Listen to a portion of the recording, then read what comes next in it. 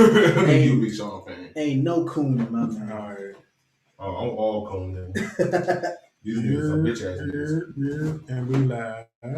2 live crews Oh, in shit. the building. All right, we need to fire up the. That's charged, just to let you know. And so tonight we are here again, another episode, or this time not really an episode. We are here to kick it, watch this presidential debate, what we are calling the better debate, better than the Donald Trump and Joe Biden debate. And just like really quickly, we're just gonna go ahead, ask everybody to, if you're watching already right now, like the video and share the video.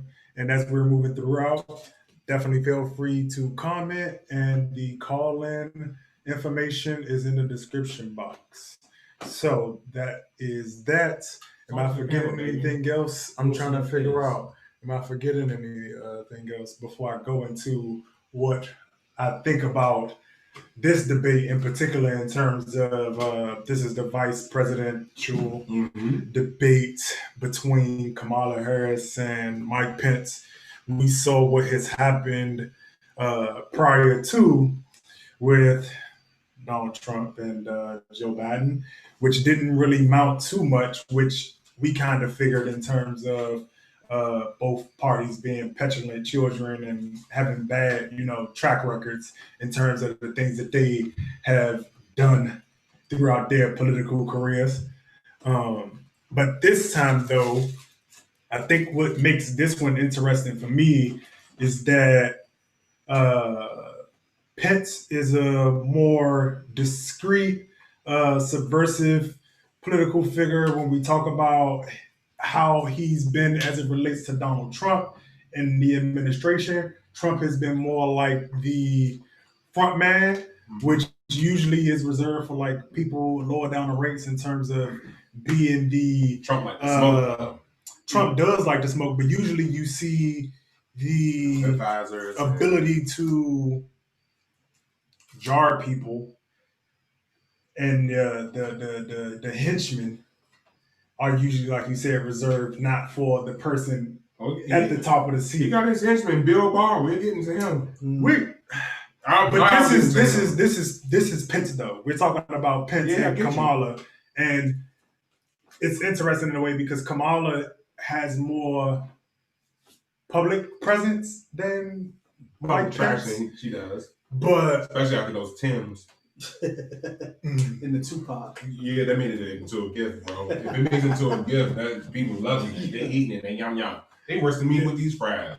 Yeah, but I think like for today, what is going to happen is you're going to see like what people expect from Trump in terms of Pence and being calm and just kind of being calculated in terms of being able to go back at Kamala. Because what I expect from Kamala is her legal prosecutorial like line of questioning in terms of how she's going to try to attack Pence and push on and like push on COVID and things of that nature, and really just holding them to Trump's behavior, because again, he has been the more quiet, more reserved person. So I think it's going to be interesting in terms of how she tries to do that, and if we see like a Mike Pence, because I don't know, the dude just kind of move real stealth-like, and Kamala has some things that are problematic on her side. So her digging into Pence, we might see Pence be like,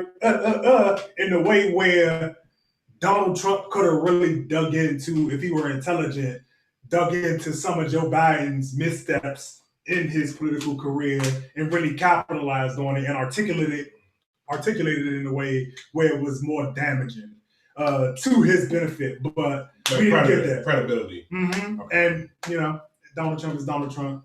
We'll get into a few other things. I get you. Go ahead. Yes, but that's where I think the DNC is going to. If Harris gets in there and starts doing her AG thing, she has to bring up Barr, and how Barr had 1,600 AGs coming out against him. Was it DOJ or GOD? No, DOJ, saying that Barr is basically that henchman for Trump. Mm-hmm. So Trump has his henchmen, excuse me. Pence is the quiet conservative. And if Pence being the quiet conservative, he kind of gives Trump that an evangelical credibility. And I forgot which outlet just let it out. I think it is on my Instagram, which is by my name, Inquisitive Q. Trump's treatment, going on with COVID, Trump's treatment supposedly, allegedly, according to this outlet, was with abortion, cells used from an abortion. So that's a red flag for the GOP because they are super pro-life or pro-choice, and they're not a huge fan of that whole topic. And that's where RBG, may she rest, lovely presence, beautiful presence, stood as a champion for women reproductive rights, and that's why but I mean they, not they, women are concerned about Trump's election to the Supreme Court. And that's where one place I see that Kamala Harris can speak on and talk about. And I think that's one thing that she's going to pull on for the election. Another thing that I think the DNC is going to have a great time with is Trump being, again, sick. His credibility. Is he healthy enough to face this? He has been irresponsible, and that'll be a pocket play. COVID will be a pocket play. But this is where I see the GOP coming at them. Economy and social justice programs. Have they been running with the whole Democratic cities are violent, the law and order thing that they running with? They take law and order from Nixon and make America great again from Reagan. So it's that level of dog whistle and rhetoric and staying on brand, I think that we're going to see tonight. And it's going to be really interesting to see how the headlines tomorrow make it, as well as the gifts. It's like gifts matter, man. Yeah. If you don't move social media, you don't move nobody. Yeah, that's unfortunate. If you don't move hashtags, then why are you here? Why are you here? Nobody likes you. I'm listening. For me, I just feel like I think Pence's biggest play is going to be pushing Kamala Harris to denounce Black Lives Matter as a thing. Joe Biden seemed to dodge that, and Fox News ran with that to the moon all week. And I think they're going to hold Kamala to that, and that's going to be their biggest, thing. I believe that Kamala should be able to pretty much address everything and come out favorably because of just the week and all of the ammo from Trump being irresponsible with COVID. And there's just too much that happens within the week that they just have at their disposal versus the GOP would have to, I believe, would have to go and just sort of go straight for the, how do I put it? Yeah. In what way? Huh? In what way? I think that they would have to go for her credibility on some of her past judgments. I think they really have to dig into her being heavy-handed with minorities. I think they would have to really dig into. They can call her out on that, though? I don't think they can. You can't, because then it opens up a can of worms for them. Yeah. But speaking of Trump's irresponsibility, before we get into it, because again, we're also in ammo with in terms of the conversation about his credibility. As you know, he halted the conversations with the COVID relief and then came back and said, "Oh no, kind of, sort of, maybe." And so, like you said, speaking to his sporadicness, and he might be having to defend Trump more so in this than even speaking to anything of his own, if that makes any sense at all. Like, you're just speaking not even necessarily for the party at this point, but just main focus, Donald Trump and COVID. But we're gonna see. I'm about to share this screen so we can get in here. So they can start seeing my sweaty mess. And here we go. We're meeting as President Trump and the First Lady continue to undergo treatment in Washington after testing positive for COVID-19. We send our thoughts and prayers to them for their rapid and complete recovery and for the recovery of everyone afflicted by the coronavirus. The two campaigns and the Commission on Presidential Debates have agreed to the ground rules for tonight, I'm here to enforce them on behalf of the millions of Americans who are watching. One note, no one in either campaign or at the commission or anywhere else has been told in advance what topics I'll raise or what questions I'll ask. This 90-minute debate will be divided into 9 segments of about 10 minutes each. I'll begin a segment by posing a question to each of you, sometimes the same question, sometimes a different question on the same topic. You will then have 2 minutes to answer without interruption by me or the other candidate. Then we'll take 6 minutes or so to discuss the issue. At that point, although there will always be more to say, we'll move on to the next topic. We want a debate that is lively, but Americans also deserve a discussion that is civil. These are tumultuous times, but we can and will have a respectful exchange about the big issues facing our nation. Let's begin with the ongoing pandemic that has cost our country so much. Senator Harris, the coronavirus is not under control. Over the past week, Johns Hopkins reports that 39 states have had more COVID cases over the past 7 days than in the week before. 9 states have set new records. Even if a vaccine is released soon, the next administration will face hard choices. What would a Biden administration do in January and February that a Trump administration wouldn't do? Would you impose new lockdowns for businesses and schools and hotspots? A federal mandate to wear masks? You have 2 minutes to respond without interruption. Thank you, Susan. Well, the American people have witnessed what is the greatest failure of any presidential administration in the history of our country. And here are the facts. 210,000 dead people in our country in just the last several months. Over 7 million people who have contracted this disease. 1 in 5 businesses closed. We're looking at frontline workers who have been treated like sacrificial workers. We are looking at over 30 million people who in the last several months had to file for unemployment. And here's the thing. On January 28th, the vice president and the president were informed about the nature of this pandemic. They were informed that it's lethal in consequence, that it is airborne, that it will affect young people, and that it would be contracted because it is airborne. And they knew what was happening and they didn't tell you. Can you imagine if you knew on January 28th, as opposed to March 13th, what they knew, what you might have done to prepare? They knew and they covered it up. The president said it was a hoax. They minimized the seriousness of it. The president said, you're on one side of his ledger if you wear a mask, you're on the other side of his ledger if you don't. And in spite of all of that, today they still don't have a plan. They still don't have a plan. Well, Joe Biden does. And our plan is about what we need to do around a national strategy for contact tracing, for testing, for administration of the vaccine, and making sure that it will be free for all. That is the plan that Joe Biden has and that I have, knowing that we have to get a hold of what has been going on, and we need to save our country. And Joe Biden is the best leader to do that. And frankly, this administration has forfeited their right to re-election based on this. Thank you, Senator Harris. Vice President Pence, more than 210,000 Americans have died of COVID-19 since February.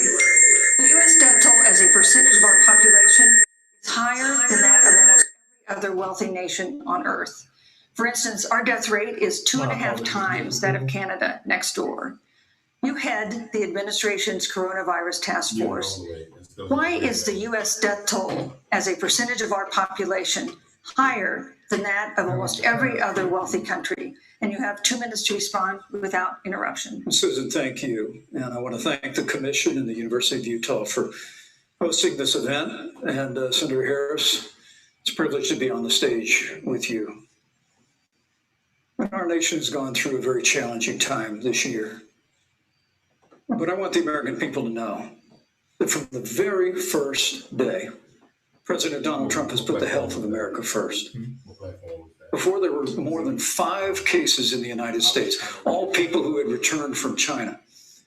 President Donald Trump did what no other American president had ever done. And that was he suspended all travel from China, the second largest economy in the world. Now, Senator Joe Biden opposed that decision. He said it was xenophobic and hysterical. And I can tell you, having led the White House coronavirus task force, that decision alone by President Trump bought us invaluable time to stand up the greatest national mobilization since World War II. And I believe it saved hundreds of thousands of American lives. Because with that time, we were able to reinvent testing. More than 115 million tests have been done to date. We were able to see to the delivery of billions of supplies so our doctors and nurses had the resources and support they needed.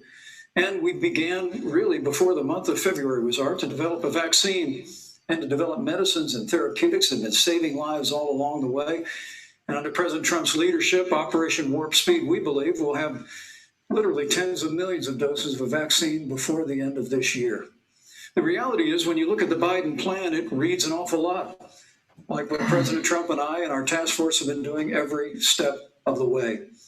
I mean, quite frankly, when I look at their plan that talks about advancing testing, creating new PPE, developing a vaccine, it looks a little bit like plagiarism, which is something Joe Biden knows a little bit about. And I think the American people know that this is a president who has put the health of America first, and the American people, I believe with my heart, can be proud of the sacrifices they have made and saved countless American lives. Senator Harris, would you like to respond? Absolutely. Whatever the vice president is claiming the administration has done, clearly it hasn't worked. When you're looking at over 210,000 dead bodies in our country, American lives that have been lost, families that are grieving that loss. And you know, the vice president is the head of the task force and knew on January 28th how serious this was. And then thanks to Bob Woodward, we learned that they knew about it. And then when that was exposed, the vice president said, when asked, well, why didn't y'all tell anybody? He said, because the president wanted people to remain calm. Well, let's go. No, but Susan, this is important. Susan, I want to add, Mr. Vice President, I'm speaking. I'm speaking. You have 15 more seconds, and then we'll give the vice president a chance to So I want to ask the American people, how calm were you when you were panicked about where you're going to get your next roll of toilet paper?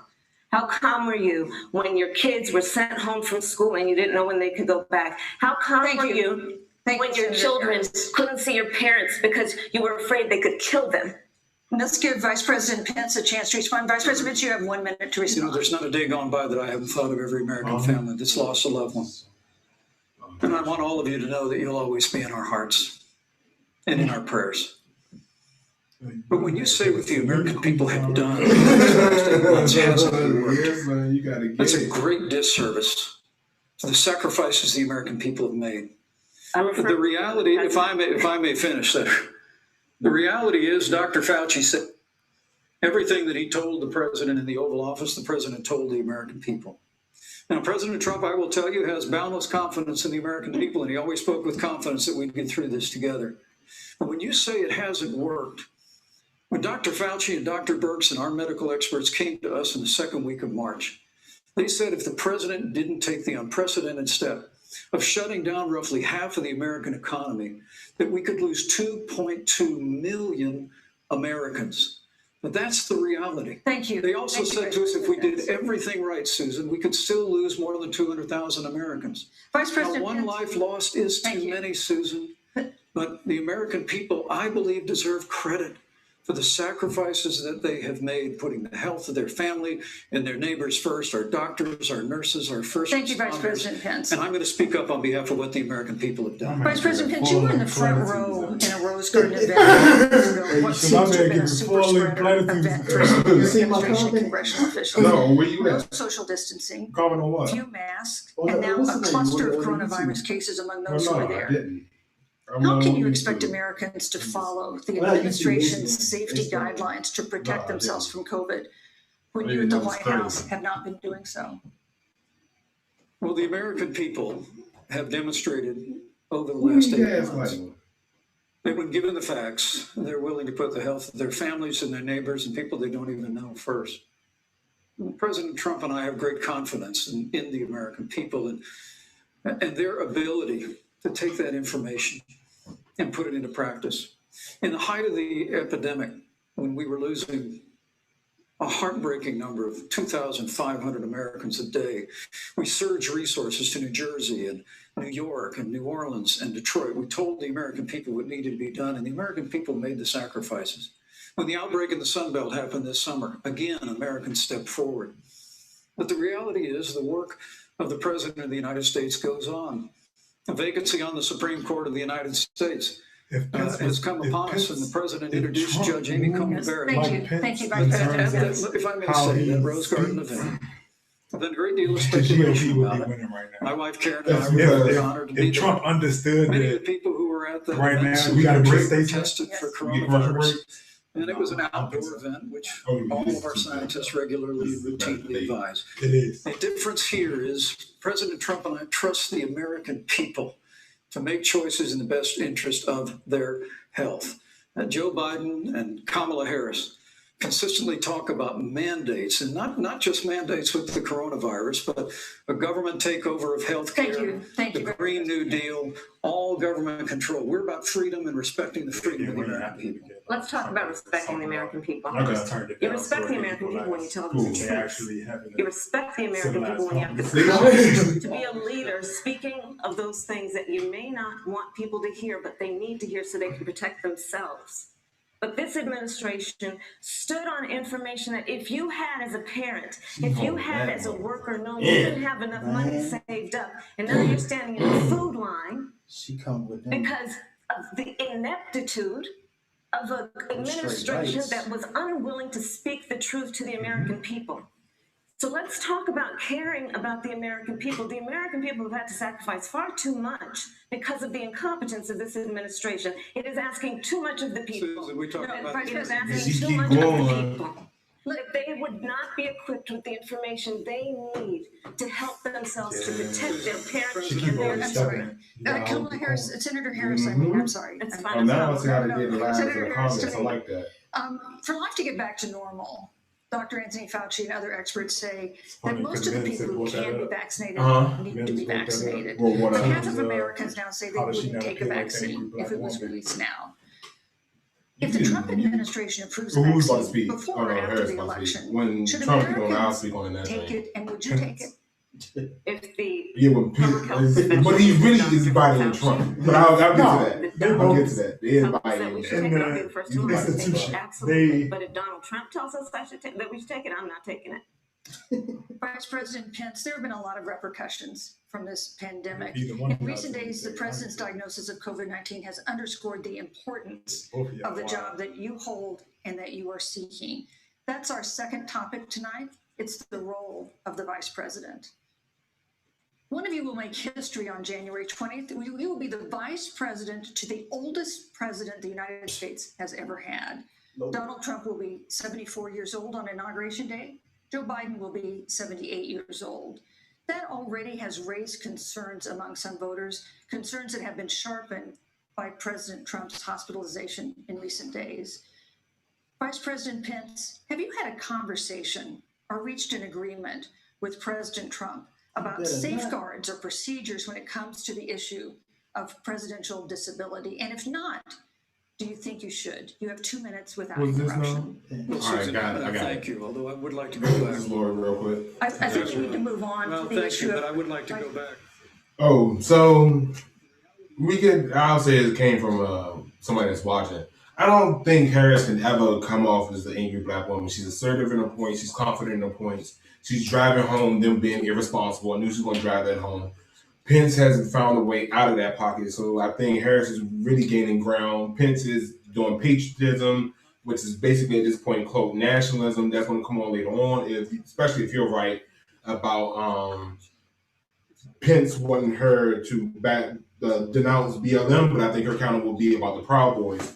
But just to get down to the black angry woman, she isn't. One, I hate that trope because it's not the black angry woman. It's not about it. It wasn't about it necessarily being true, but it's more about how do you avoid it, because we both know we hate it. But that's the hard part about politics. It's like some things, even when you being perception is reality. assertive as a black man or black woman, you're gonna be perception tagged is as reality. that. But I'm like, for the most part, they can't necessarily use that as an angle, because then it opens up a whole. They don't have the leverage in terms of the rhetoric and how they've moved in terms of being able to critique somebody on not necessarily having decorum. So this is what she can do. She can use the corporate lingo. Lean in. She knows it. Lean in. She can go back into the pocket about the future is female. That she can go in and open up the discussion again about will reproductive rights be diminished because of the Supreme Court justice. I will say pivot away from it. It's like you can't, if you're saying that I'm angry because I'm caring about my base, then I'm not angry, I'm protective. You play that semantic game that they want to play, and just like America needs an assertive leader. America needs a leader that's going to take a stance, especially when we go on the geopolitical stage. America needs it. We need that. America want it. Is the question. The markets, I swear, I looked at Bloomberg News Business Week, we need it. Our markets need it, but especially when it comes down to the tariffs, we need someone that can be strong on the international stage. Yeah. And right now, Trump is kind of ruining his brand with that. I'm done. I'm off my soapbox. You should. You have 2 minutes uninterrupted. So let me tell you, first of all, the day I got the call from Joe Biden, it was actually a Zoom call, asking me to serve with him on this ticket was probably one of the most memorable days of my life. I thought about my mother, who came to the United States at the age of 19, gave birth to me at the age of 25 at Kaiser Hospital in Oakland, California. And the thought that I'd be sitting here right now, I know would make her proud. And she must be looking down on this. Joe and I were raised in a very similar way. We were raised with values that are about hard work, about the value and the dignity of public service, and about the importance of fighting for the dignity of all people. And I think Joe asked me to serve with him because, I have a career that included being elected the first woman district attorney of San Francisco, where I created models of innovation for law enforcement in terms of reform of the criminal justice system. I was elected the first woman of color and Black woman to be elected Attorney General of the state of California, where I ran the second largest Department of Justice in the United States, second only to the United States Department of Justice. And there I took on everything from transnational criminal organizations to the big banks that were taking advantage of homeowners to for-profit colleges that were taking advantage of veterans. And then, of course, now I serve in the United States Senate as only the second Black woman ever elected to the United States Senate. I serve on the Senate Intelligence Committee, where I've been in regular. You talked about that earlier, but that's playing. I said that's friendly fire because Mnuchin's over the treasury. That's what I'm saying. So they didn't shoot him. Yeah. That's woo. Go ahead. You had something about that, didn't you? Yeah. Because he knows that we share. Because she just brought up the big bank. Purpose about lifting up the American people. She gonna get slammed for her critiquing somebody that we have seen of Donald Trump unifying our country around our common. I definitely, what I can say is this is better. It is. It's far better. Trump nor Vice President I can see it already. Thank you, VP. Yes, it's far better. Hashtag the better debate. Yeah, I'm about to do that. Which debate is better? Doctors have given misleading answers or refused to answer basic questions about his health. And my question to each of you in turn is this information voters deserve to know? Vice President Pence, would you like to go first? Well, Susan, thank you. And let me say, on behalf of the President and the First Lady, how moved we've all been by the outpouring of prayers and concern for the President. And I do believe it's emblematic of the prayers and the concern that have ushered forth for every American impacted by the coronavirus.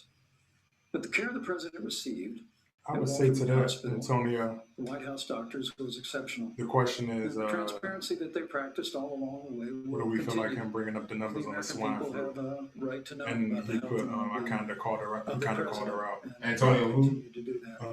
Just in the but what I would say to that, and I'll type it as well, is that, I mean, it's intellectually dishonest I mean, I want to thank you and Joe Biden making for the point that instructions. you had more recovered cases doesn't necessarily cover up the overall point of you all botched the COVID crisis on the quote unquote health side as well as the economic side. So I know the feeling. I get it. I understand why he did it, because it kind of is like for me, it's more of a cover up and a mitigation of the damage, because you can't really argue against it because it's facts. You just romance at that point. You got to throw it out there. Question I asked, which is, do voters have a Yeah. right to know That's an interesting more question. detailed health information about presidential candidates, No, and I'm especially just about saying that was presidents, interesting about what, especially when they're facing some kind of challenge? Absolutely. no, and not that's just why Antonio, Joe but the Biden has Vons been or the Black incredibly Anglo-Saxons transparent, and certainly by response contrast, to how you just got to pivot out of the that. president has not. You can't respond to that. You In got to terms find a of pivot health out. records, but And I also think that's look what at really Texas. speaks into We the now, difficulty because of a debate great when you have to investigative prepare. You have to know it's Trump there. paid And a lot of people think it's easy, but it's like, $750 no. in taxes. You got to give When I respect first to heard Pence about and it, Harris I and literally how said, "You mean poised they are with the tension from the $750,000?" first And it was debate. like, no, So they're really handling $750,000. this well for both of their principles right now. The principals basically had the child fight, but the VPs are there to clean it up. And it's like it's a very smart move on both behalves. But I think that's where I think American politics doesn't get enough credit. It's like it's very smooth when it comes to personality. Owes money to because the American people have a right to know what is influencing the president's decisions, and is he making those decisions on the best interest of the American people, of you, or self-interest? So, Susan, I'm glad you asked about transparency, because it has to be across the board. Joe has been incredibly transparent over many, many years. The one thing we all know about Joe, he puts it all out there. He is honest, he is forthright. But Donald Trump, on the other hand, has been covering up everything. Slippery. Slippery. Now he got a chance to come in and jagger, boom, boom. Yeah, she left herself open for that right. She should have stayed on her own. Joe Biden is trash. You are the better person in this race. Even with her record, yes. Yeah. Tens of millions of dollars in taxes. Payroll taxes, property taxes. He's created tens of thousands of American jobs. The president said those public reports are not accurate. And the president's also released literally stacks of financial disclosures the American people can review just as the law allows. But the distinction here is that Joe Biden, 47 years in public service, compared to President Donald Trump, who brought all of that experience 4 years ago. Thank you, Vice And turned this economy around by cutting taxes, rolling back regulation, Thank you, unleashing Vice American President. energy, fighting for free Just trying to trade. get my man to quiet down. Thank you, Vice Trying to President. go. If Joe Biden and Kamala Harris. You know, that's a good segue into our third Great topic, segue. which is about the economy. This Ooh. has been another This aspect the big of one. life for Americans that's been so affected by this coronavirus. We And have I a need jobs answers from crisis both of them, not to brewing. just attack each On other's Friday, camps. we This learned is that where Exactly. this is where you it's separate yourself 7.9% in and September, give something people but the to job give growth people is something to stalled, and that vote was for before rather the than just latest making round it of an layoffs and anti-Trump furloughs campaign. in the airline industry. Oh, And trying to principles, yes. and trying to like make the case for yourself versus the tired kind of argument that they've been kind of both doing, and it's like, son, neither one of y'all throughout this whole campaign has really spoke to what it is you're going to do, though. Yeah. Senator Harris, Like, the I Biden get it, Harris but can we campaign hear has some proposed new programs to boost the highlights. economy, and you would pay for that. New spending Some actual to raise answers. $4 Mhm. trillion in taxes Go ahead. on wealthy individuals I and knew this was coming corporations.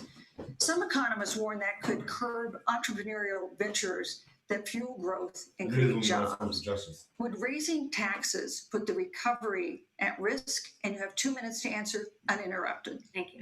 She's not. On the issue of the economy, I think there couldn't be a more fundamental difference between Donald Trump and Joe Biden. Joe Biden believes you measure the health and the strength of America's economy based on the health and the strength of the American worker and the American family. On the other hand, you have Donald Trump, who measures the strength of the economy based on how rich people are doing, which is why he passed a tax bill benefiting the top 1% and the biggest corporations of America, leading to a $2 trillion deficit that the American people are going to have to pay for. On day one, Joe Biden will repeal that tax bill. He'll get rid of it. And what he'll do with the money is invest it in the American people. And through a plan that is about investing in infrastructure, something that Donald Trump said he would do. I remember hearing about some infrastructure week. I don't think it ever happened.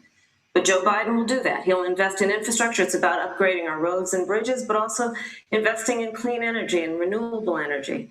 Joe is going to invest that money in what we need to do around innovation. There was a time when our country believed in science and invested in research and development so that we were an innovation leader on the globe. Joe Biden will use that money to invest in education. So, for example, for folks who want to go to a 2-year community college, it will be free. If you come from a family that makes less than $125,000, you'll go to a public university for free. And across the board, we'll make sure that if you have student loan debt, it's cut by $10,000. That's how Joe Biden thinks about the economy, which is it's about investing in the people of our country as opposed to passing a tax bill, which has the benefit of letting American corporations go offshore to do their business. Good. The Democrats Thank are you, safe. Senator Harris. Vice President And Pence, the your current administration has GOP been is so predicting a far rapid right and that robust they can't get away recovery. with But the saying latest stuff economic like report that. suggests Yeah, that's not $10,000 happening. is up. Should Americans be braced for an The economic average is comeback like that is going to 40. take 9 months to a year or That's a semester. That's a bachelor's. That's a bachelor's. That's a semester. President Trump and I That's took bachelor's, but you office. can also they can put it America back gone through in the and talk slowest about economic wealth recovery disparity. since the Great Depression. So when Joe Biden was vice president, they tried to tax and spend and regulate and bail our way back to a growing economy. President Trump cut taxes across the board.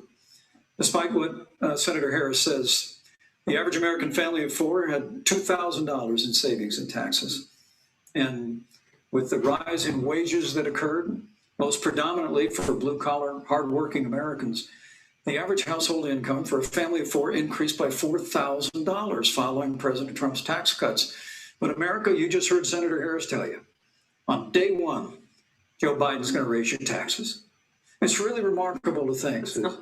I mean, right after a time where we're going through a pandemic that lost 22 million jobs at the height, we've already added back 11.6 million jobs because we had a president who cut taxes, rolled back regulation, unleashed American energy, fought for free and fair trade, and secured $4 trillion from the Congress of the United States to give direct payments to families, save 50 million jobs through the Paycheck Protection Program.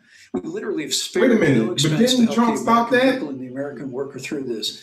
Joe Biden and Kamala Harris want to raise taxes. They want to bury our economy under a $2 trillion Green What was New Pence Deal, talking about? which What's you talking were about? one of the Payroll original taxes? co-sponsors of in the United States Senate. But They don't want to everybody pay abolish that anyway? fossil fuels and ban fracking, which would cost hundreds of The gas thousands money of is American real. jobs all I across the told you. heartland. And Joe Biden They wants are. to go back to the I told economic you. surrender to China. This is like When a we toxic took office, boyfriend. half of our Nah, international because trade what he's deficit was doing- China alone.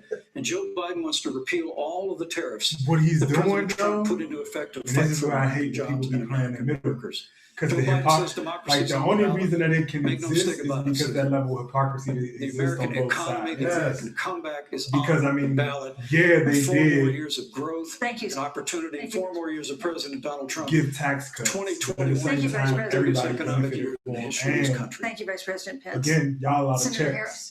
Y'all Well, I signed mean, off that on we it. saw enough of it in last week's debate, but I think this is supposed to be a Yes, debate this based is on fact wow. and truth. And the truth and the Ooh, fact is, right. Joe Biden has been very clear. He will not raise taxes on anybody who makes less than He $400,000 said a he's year. going to repeal the Trump tax cuts. Mr. Vice President, I'm speaking. Ooh. I'm speaking. The important is you said the truth. Joe Biden said Ooh. twice in the debate last week that he's going to repeal the Trump tax cuts. That was tax cuts that gave the average working family $2,000 in a tax break every single year. That is, Senator, that is that's the math. absolutely not true. That is he tax only bill, is he only going to repeal part of the Trump tax cuts? if you don't mind letting me finish, we can then have a conversation, okay? Please. Okay. Joe Biden will not raise taxes on anyone who makes less than $400,000 a year. He has been very clear about that. Joe Biden will not end fracking. He has been very clear about that. Joe Biden is the one who, during the Great Recession, was responsible for the Recovery Act that brought America back. And now the Trump-Pence administration wants to take credit when they rode the coattails of Joe Biden's success for the economy that they had at the beginning of their term. Of course, now the economy is a complete disaster. But Joe Biden, on the one hand, did that. On the other hand, you have Donald Trump, who has reigned over a recession that is being compared to the Great Depression. On the one hand, you have Joe Biden, who was responsible with President Barack Obama for the Affordable Care Act, which brought health care to over 20 million Americans and protected people with pre-existing conditions. And what it also did is it saved those families who otherwise were going bankrupt because of hospital bills they could not afford. On the other hand, you have Donald Trump, who's in court right now, trying to get rid of the Affordable Care Act, which means that you will lose protections if you have pre-existing conditions. And this is very important, Susan. Yes, and it's we need to give Vice President. I'd just like to, he interrupted me, and I'd like to just finish, please. I reclaim. If you have a pre-existing condition, heart disease, diabetes, breast cancer, they're coming for you. If you love someone who has a pre-existing condition, they're coming for you. If you are under the age of 26 on your parents' coverage, they're coming for you. Senator Harris, thank you. Let me give you a chance to respond. Well, I hope we have a chance to talk about health care, because Obamacare was a disaster. The American people remember it well. President Trump and I have a plan to improve health care and to protect pre-existing conditions for every American. But look, Senator Harris, you're entitled to your own opinion, but you're not entitled to your own facts. You yourself said on multiple occasions when you were running for president that you would ban fracking. Joe Biden looked his supporter in the eye and pointed and said, I guarantee that we will abolish fossil fuels. We have a $2 trillion version of the Green New Deal, Susan, that your newspaper, USA, really wasn't that very different from the original Green New Deal. More taxes, more regulation, banning fracking, abolishing fossil fuel, crushing American energy, and economic surrender to China is a prescription for economic decline. President Trump and I will keep. Did he just mention China? The V-shaped recovery no. is underway right now. How many companies are suing them because of those tariffs? Donald Trump. Thank you very much, Vice President. Once again, you just provided the perfect segue to a topic, which is climate change. Yes. And Vice President Pence, I'd like to pose the first question to you. This year, we've seen record-setting hurricanes in the south. Another one, Hurricane Delta, is now threatening the Gulf. And we have seen record-setting wildfires in the west. Do you believe, as the scientific community has concluded, that man-made climate change has made wildfires bigger, hotter, and more deadly, and have made hurricanes wetter, slower, and more damaging? You have 2 minutes uninterrupted. Thank you, Susan. Well, first, I'm very proud of our record on the environment and on conservation. According to all of the best estimates, our air and land are cleaner than any time ever recorded. And our water is among the cleanest in the world. And just a little while ago, the president signed the Outdoors Act, which is the largest investment in our public lands and public parks in 100 years. So President Trump has made a commitment to conservation and to the environment. Now, with regard to climate change, the climate is changing, but the issue is, what's the cause and what do we do about it? President Trump has made it clear that we're going to continue to listen to this. Now, Joe Biden and Kamala Harris would put us back in the Paris Climate Accord. They'd impose the Green New Deal, which would crush American energy, would increase the energy costs of American families in their homes, and literally would crush American jobs.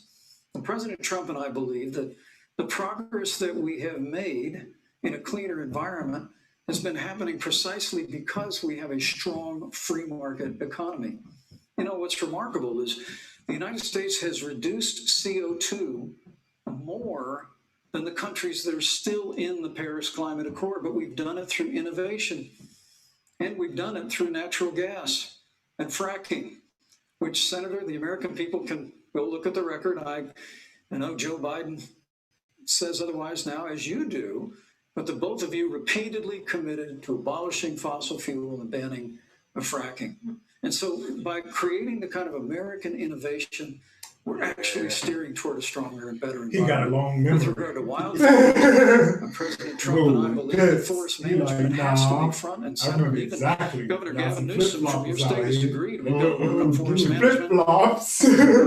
Pence is killing it though. Yeah. National Oceanic Administration tells us that actually, as difficult as they are, Thank you, Vice President. there are no more hurricanes today than Thank there you. were 100 Heavy years blows ago. being made. Thank you. But many of the climate alarms President Pence, I'm use sorry, your time hurricanes is and up.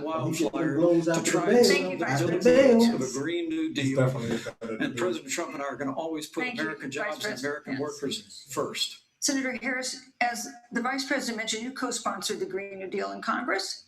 But Vice President Biden said in last week's debate that he does not support the Green New Deal. But if you look at the Biden-Harris campaign website, it describes the Green New Deal as a crucial framework. Ooh, What exactly would be consistency. the stance of a Biden-Harris administration toward the Green New Deal? You have 2 minutes uninterrupted. Sure. So, first of all, I will repeat, and the American people know, that Joe Biden will not ban fracking. That is a fact. That is a fact. I will repeat that Joe Biden has been very clear that he thinks about growing jobs, which is why he will not increase taxes for anyone who makes less than $400,000 a year. Joe Biden's economic plan, Moody's, which is a reputable Wall Street firm, has said will create 7 million more jobs than Donald Trump's. And part of those jobs that will be created by Joe Biden are going to be about clean energy and renewable energy. Because you see, Joe understands that the west coast of our country is burning, including my home state of California. Joe sees what is happening on the Gulf states, which are being battered by storms. Joe has seen and talked with the farmers in Iowa, whose entire crops have been destroyed because of floods. And so Joe believes, again, in science. I'll tell you something, Susan. I served, when I first got to the Senate, on the committee that's responsible for the environment. Do you know this administration took the word science off the website and then took the phrase climate change off the website? We have seen a pattern with this administration, which is they don't believe in science. And Joe's plan is about saying we're going to deal with it, but we're also going to create jobs. Donald Trump, when asked about the wildfires in California, and the question was, the science is telling us this, you know what Donald Trump said? Science doesn't know. So let's talk about who is prepared to lead our country over the course of the next 4 years on what is an existential threat to us as human beings. Joe is about saying we're going to invest in renewable energy. It's going to be about the creation of millions of jobs. We will achieve net zero emissions by 2050, carbon neutral by 2035. Joe has a plan. This has been a lot of talk from the Trump administration, and really it has been to go backward instead of forward. We will also re-enter the climate agreement with pride. Senator Harris just said that climate change is an existential threat.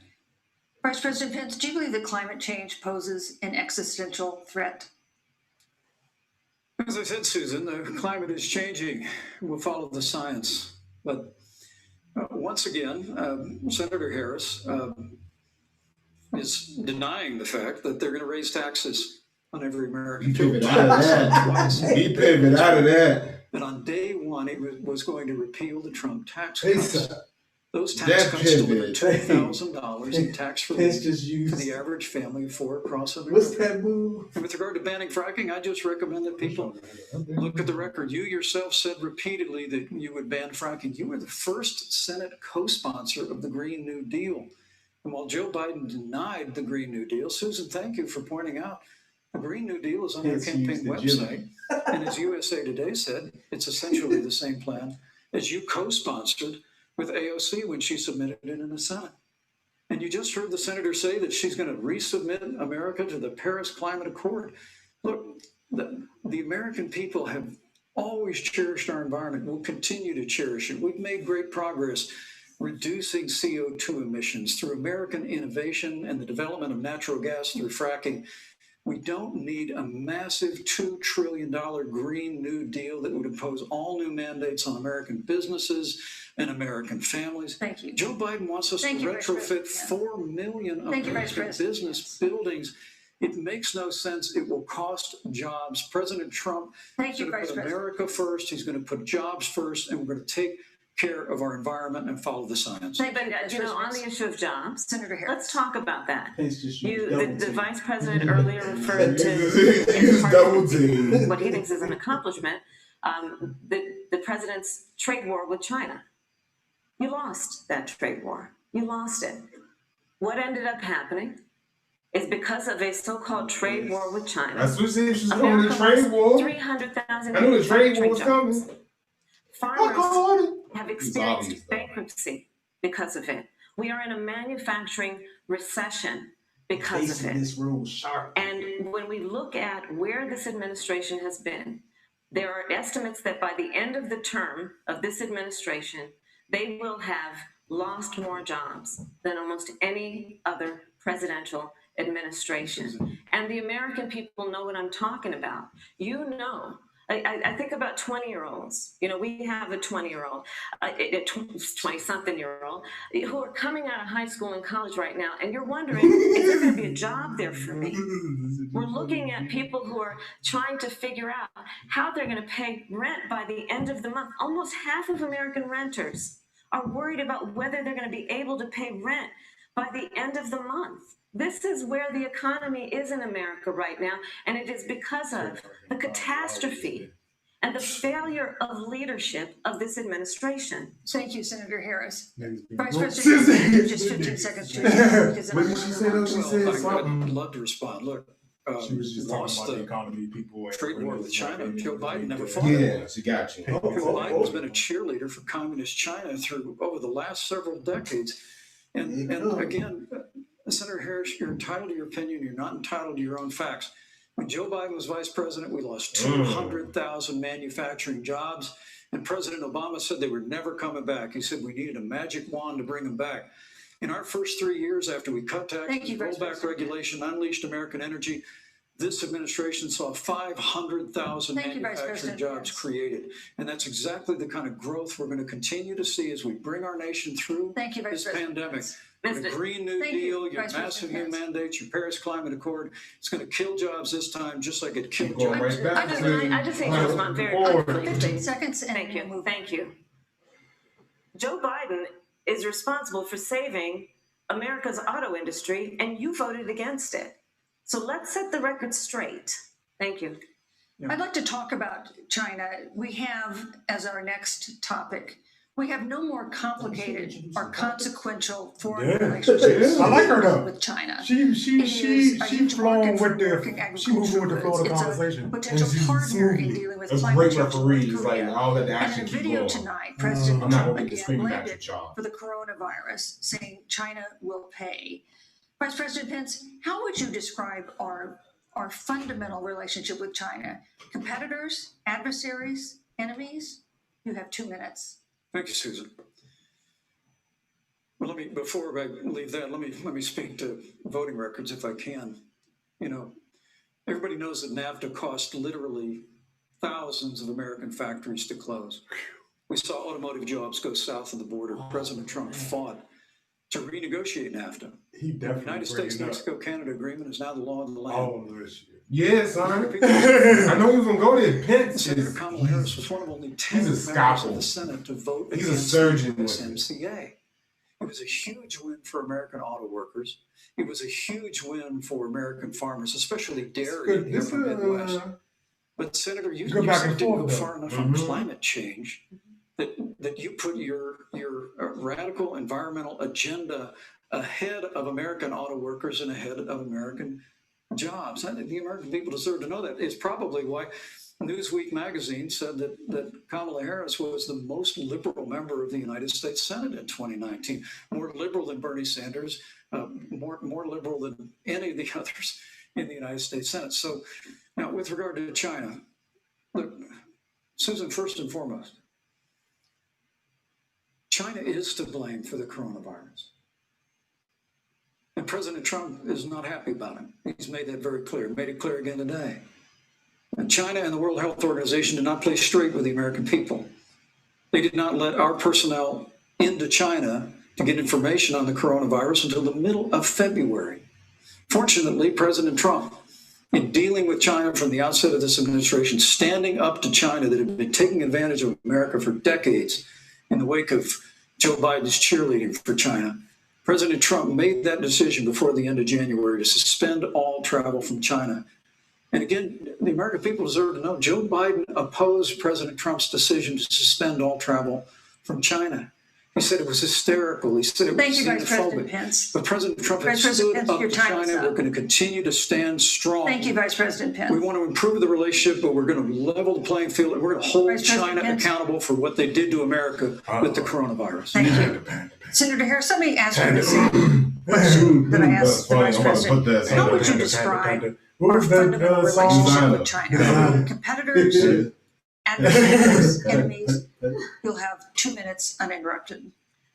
Susan, the Trump administration's perspective and approach to China has resulted in the loss of American lives, American jobs, and America's standing. That's a good point. There's a weird obsession that President Trump has had with getting rid of whatever accomplishment was achieved by President Obama and Vice President Biden. For example, they created within the White House an office that basically was responsible for monitoring pandemics. They got away, they got rid of it. Not true. There was a team of disease experts that President Obama and Vice President Biden dispatched to China to monitor what is now predictable and what might happen. They pulled them out. We now are looking at 210,000 Americans who have lost their lives. Let's look at the job situation. We mentioned before the trade deal, the trade war, they wanted to call it, with China. It resulted in the loss of over 300 manufacturing jobs and a manufacturing recession, and the American consumer paying thousands of dollars more for goods because of that failed war that they called it.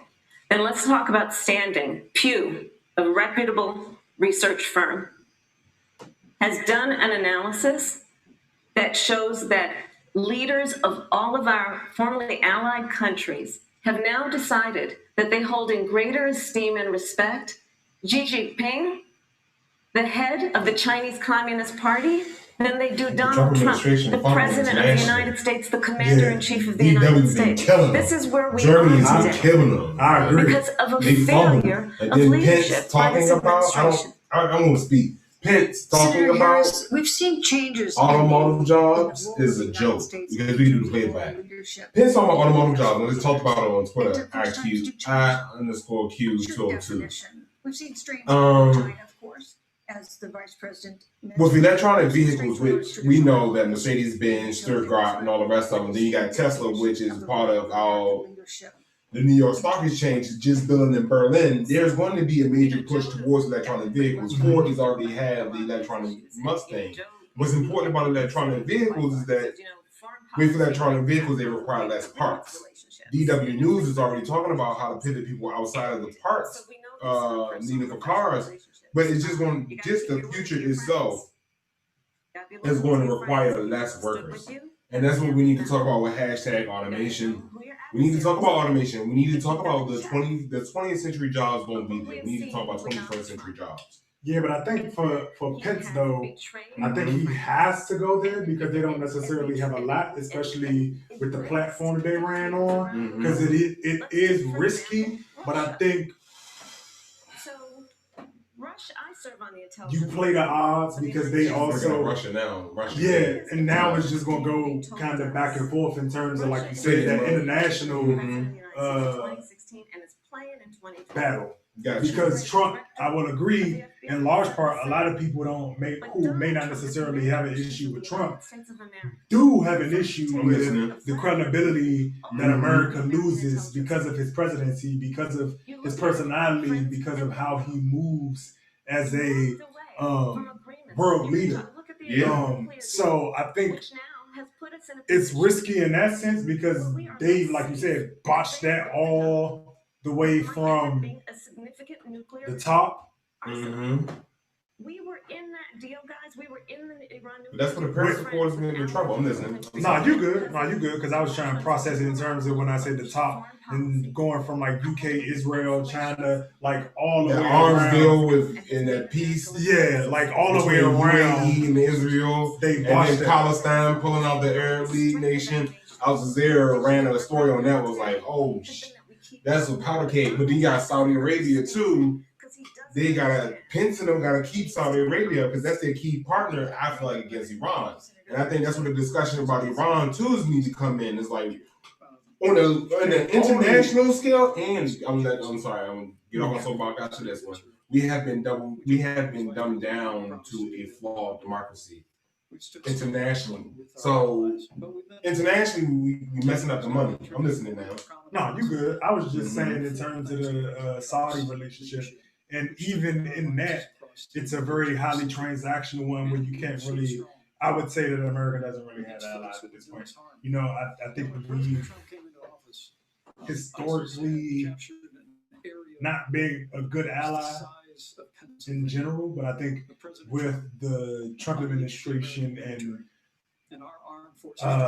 the abuse of institutions and again the manifestation that he is that comes up out of that, and how he moves has just ruined not only, you know, us internationally speaking, but overall, again, he serves as a problem because he ruins white people credibility domestically. And so it's like, but that where that becomes important is with the Belt and Road Initiative, and you see with China, it's still with LVMH and how they got in trouble. Now how Gucci got in trouble, but Gucci got in trouble. They gave us Dapper Dan. With China, it was like, nah, son, that money, we need that cash because right after America, I believe China is the largest consumer of luxury, and we see the luxury department is falling. If China hasn't jumped to the front, and why that's important is because as you get a larger middle class, you're getting more of a service economy, and with the Belt and Road Initiative, people are going to be focused on product, and as China pushes to remove itself from that cheap product to go from, especially with Huawei, to go from Apple to say no jazz against Apple, no jabs at Apple at all. We don't want that smoke. Y'all can afford lawyers. I can't. I'm just using this is fair use. like, how dare you? This is a critique. But you all have global competition in the sense that they will no longer want design in California, manufactured in China. That slogan is going to have to kind of go away because people are going to want homegrown design in China. And when that one China initiative and China is willing to play the long play is where America has to come together in the same way we did with the Russian leadership. It's like, okay, we got our internal beefs, but we don't have a larger enemy, but we have we have to compete right now. We need to compete as a team because someone else, not to be a hegemon, but just to remain competitive. No, this is because we're not in a competitive economy right now. Because that's what I say. I mean, in the end, it comes down to competition. It comes down to that's why we have a GDP and nations are graded on that. Yeah, and mention Moody's. Like she brought up like California and all of those different hits that shit. Yeah, I was about to say in terms of them being the 5th largest economy within the United States overall. Speaks to, like you said, us. Not only are we not a competitive economy, and not being a competitive economy, you still have the gross wealth calcification that doesn't really allow or facilitate, how can I put this, international movement. Because the money, in your example about Apple, right? The money is tied to corporate entities that run off consumerism and aren't necessarily, when I say, when I'm talking about the other institutions, I'm talking about those that focus solely on services and goods that can bring about stabilization to an economy, and that is not just extracted. Got you.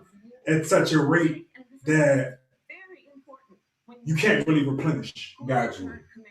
And those resources, but those resources though, unfortunately, are tied up into individuals rather than the state itself. Yes, and Because that's America, like you everyone mentioned, mhm. California is probably up there, but it's up there not because communally it's just doing good on all different levels, but because of the entities that reside within California. I agree, but when we start talking capital, we know we're talking global, right? Mhm. And when we talk global capital, it's going to be interesting to see how the geopolitical leaders. I'm agreeing with everything you're saying. I'm just continuing that conversation just for the audience to understand that there's no that I agree, basically. But on that international stage, because we're talking about capital, we also have to look at the responses that the global elites in different places will take. Like, let's take an example for Italy. If you drive a certain car in Italy and you speed, you get a higher fraction. You get a higher fraction, so it's proportionate. So when you get into the international, yeah, I believe I gotta find the clip that I'm talking about. But what's important about that is that when you talk about the credibility of whiteness internationally, we want to get away from the melting pot and see that there is white Anglo-Saxon Protestant, but there's also British. We see with Brexit, how with Brexit they left the continent, so Anglo-Saxons and Anglo-Normans are not necessarily getting along. And then you have Brussels that's The telling destruction of race. yes. Then you have Merkel and Macron who's telling Boris like, "I need to hurry up." We're telling us how y'all gonna do this Brexit deal. Y'all crashed out. Now we need to figure out how we're gonna do this. And what that messes up is Ireland with the backstop because we got Northern Ireland and the Republic of Ireland. So whoever the cabinet picks, and that needs to be next to the debate, the cabinet picks need to be really great with international You're talking about relations. in terms of America? And with This election? yeah, the principles, Gotcha. the presidents. And I don't think Trump can dodge that. I don't think his media people can dodge that because it's too important to the economy how we look going into it because Pence, he keeps hanging his hat on the Paris Accord, but I can see publications coming out and saying like that Paris Accord, we have so many of our allies who are pivoting towards environmentalism. And then you have Xi Jinping talking about China's commitment to environmentalism. And the way they can roll that out is going to be way different because with America, we have this fraction. You see with people with the mask and you see people without masks. What I'm talking about is the execution of our ideas. If we don't have a succinct execution of ideas, the fracturing is just going to allow it and make it easy for anybody to come in and just pick people off like they've been doing with academics. Yeah, and I think that's going to be like an inevitable because America has gotten to this point. So like, even when we talk about this debate per se, I don't think, even though I think it is the better debate, and it actually is very good in terms of the going back and forth. But speaking to the point of fracturing, I think right now what we have in the American society going on right now is we've already been so fractured to a point that we're trying to.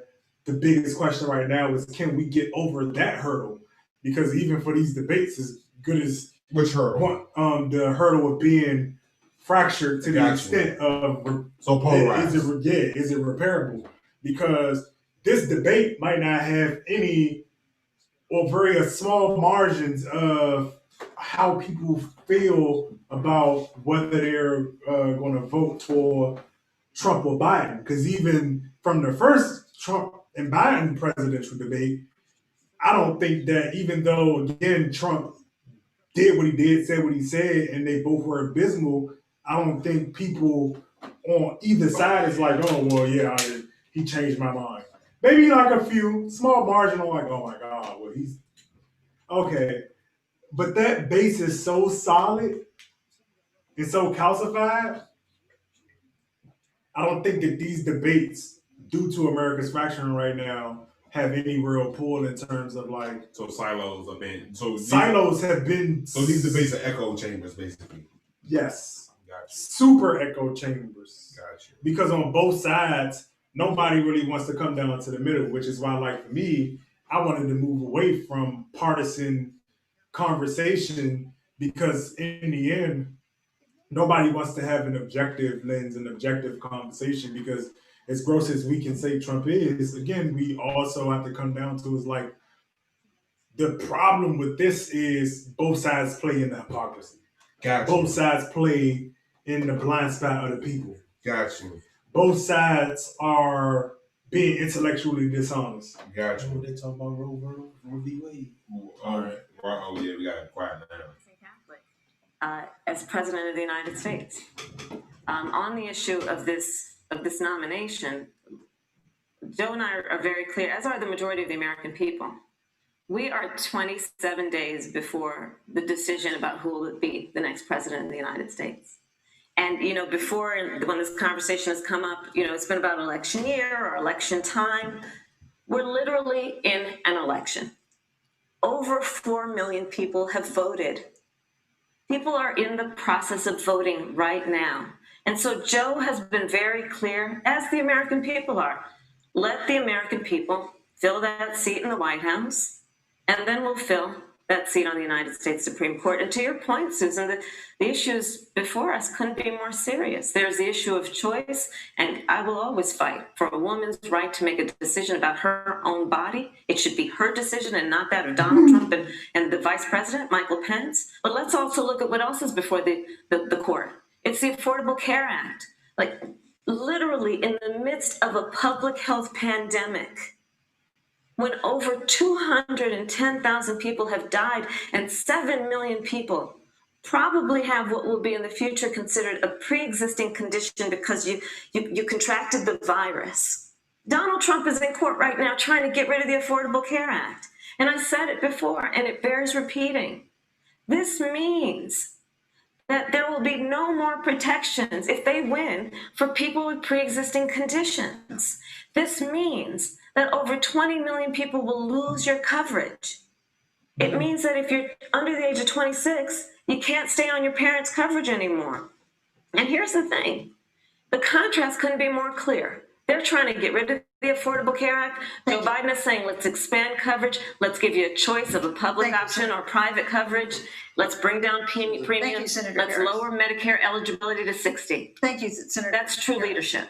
You mentioned earlier, Vice President Pence, that the president was committed to maintaining protections for people with pre-existing conditions. But you do have this court case that you are supporting, your administration supporting, that would strike down the Affordable Care Act. The President Trump says that he's going to protect people with pre-existing conditions, but he has not explained how he would do that. And that was one of the toughest nuts to crack when they were passing the Affordable Care Act. So tell us specifically, how would your administration protect Americans with pre-existing conditions to have access to affordable insurance if the Affordable Care Act is struck down? Well, thank you, Susan. But let me just say, addressing your very first question, I couldn't be more proud to serve as vice president to a president who stands without apology for the sanctity of human life. I'm pro-life. I don't apologize for that it. abortion, though. And this is another one of those cases where there's such a dramatic Let's see contrast. that real. Joe Biden and Kamala Harris support taxpayer funding of abortion all the way up to the moment of birth. Late-term abortion. They want to increase funding to Planned Parenthood of America. Now, for our part, I would never presume how Judge Amy Coney Barrett would rule on the Supreme Court of the United States, but we'll continue to stand strong for the right to life. When you speak about the Supreme Court, though, I think the American people really deserve an answer, Senator Harris. Are you and Joe Biden going to pack the court if Judge Amy Coney Barrett is confirmed? I mean, there have been 29 vacancies on the Supreme Court during presidential election years, from George Washington to Barack Obama. Presidents have nominated in all 29 cases. But your party is actually openly advocating adding seats to the Supreme Court, which has had 9 seats for 150 years, if you don't get your way. This is a classic case of if you can't win by the rules, you're going to change the rules. Now, you've refused to answer the question. Joe Biden has refused to answer the question. So I think the American people would really like to know, if Judge Amy Coney Barrett is confirmed to the Supreme Court of the United States, are you and Joe Biden, if somehow you win this election, going to pack the Supreme Court to get your way?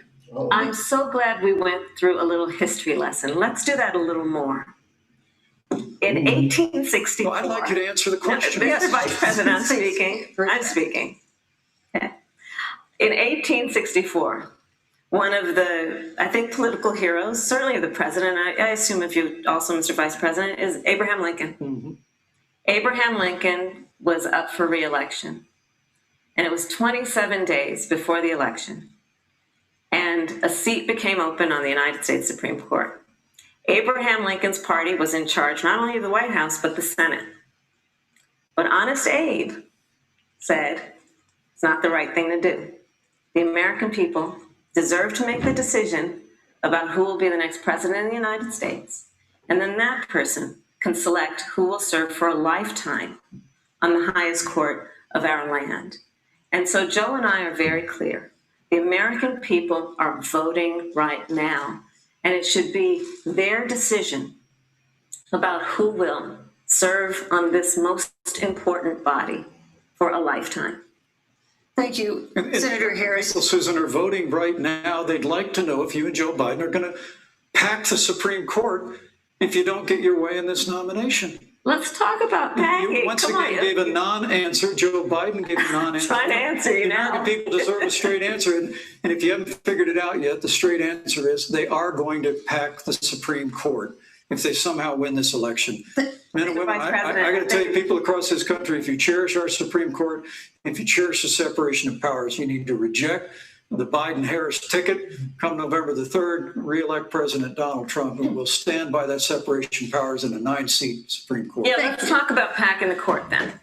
Let's talk about Please. the pack. Yeah, I'm about Open up to. a can of worms. Yeah, boy. Throw out them deep So- waters. Because y'all The trying to get in, Trump-Pence y'all trying to administration jam somebody in Has right been, now. because I sit on the Yeah, Senate that was Judiciary a Committee, dumb Susan, as you decision. mentioned, and I have witnessed Did you see the MIT appointments review for talk about that lifetime treatment? appointments to I the did federal not. courts. Why would he bring that up knowing damn well they trying to cram a Supreme Court justice through right now? Like the man Trump literally said we're going to stop the talks so that we can focus on cramming it. That is After the their boy stupidest move. Powell went and like, no, we talking about need, Fed? yeah, Jerome Powell, Mhm. not Colin. You know, it's No, I got funny you. how Trump don't talk about Colin Powell at all. He won't say nothing about the Bush administration. He won't say nothing about Condoleezza Rice either. I bet Condoleezza Rice and Colin Powell like, I wish he would. I want to get some points in. I just wanted to sharpen my skills some more. Man. Congratulations, Condoleezza That was Rice, and stupid, being though. in front of the Hoover Institute. I know people don't like Hoover Institute, but I don't care. But my thing is that Why would he bring that up? because he thinks people are in the echo chamber. It's like, son, the headlines. It's gonna be funny to tag y'all tomorrow. Oh, shit. Wow. Racial justice. Here we go. The police said I'm they about to put it identified up. themselves. Taylor's boyfriend said he didn't hear them do that. Let's see if you. He Let's used a see. gun registered to him to fire a shot, which wounded an Quan officer. said that he The officers then fired more than Oh, 20 maybe rounds into the announced apartment. They say BLM. they were acting in self-defense. None of them have been indicted in connection with her death. Senator Harris, in the case of Breonna Taylor, was justice done? You have 2 minutes.